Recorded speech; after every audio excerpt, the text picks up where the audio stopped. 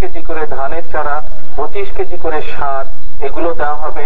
শুধু প্রধান যে ফসল ধান তাই নয়, এর পাশাপাশি যখন যেই সময় আসবে ওই অনুযায়ী আগামী ডিসেম্বর মাস পর্যন্ত বিভিন্ন শাক সবজির বীজও দেওয়া হবে কৃষকদেরকে।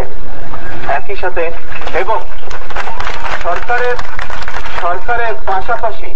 সরকারের পাশাপাশি আমরা এই সাধ্য অনুযায়ী বন্যায় ক্ষতিগ্রস্ত মানুষদেরকে সাহায্য করার জন্য একইভাবে সরকারের পাশাপাশি এখন আমরা পুনর্বাসন যে কর্মসূচি সেটাতেও আমরা জোর দিচ্ছি, সেটাতেও আমাদের কার্যক্রম আমরা আমাদের নেতাকর্মীদেরকে নিয়ে সাথে যাচ্ছি। আমরা এই এলাকায় বন্যার পানি আসেনি, এই এলাকার মানুষ ভাগ্যবান।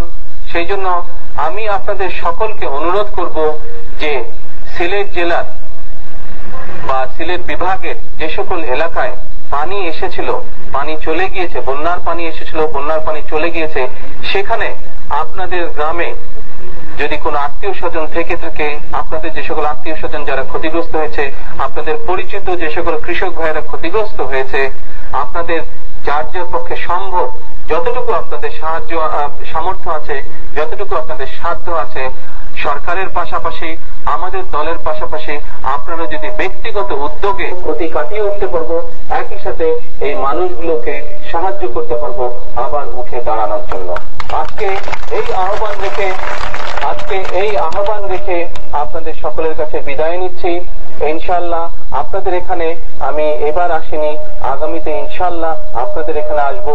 আরেকদিন আপনাদের এখানে আসবো, যেদিন এই এলাকার কোন একটি মাঠে আমরা একটি রাজনৈতিক জনসভার আয়োজন করব এবং সেদিন সেখানে অনেক বড় বিষয়, রাজনীতির বিষয়ে আমরা বক্তব্য রাখবো।